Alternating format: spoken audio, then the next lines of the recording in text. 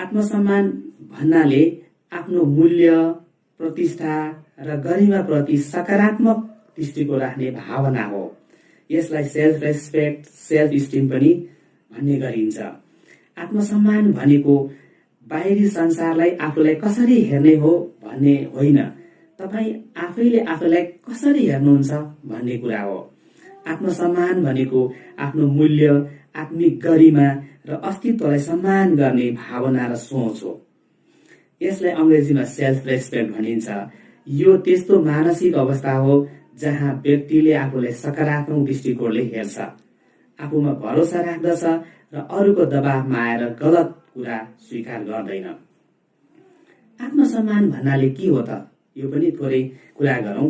आत्मसम्मान भन्नाले आफ्नो अस्तित्वलाई सम्मान गर्ने, आफ्नो क्षमतामा विश्वास राख्ने, गलत कुराको विरोध गर्न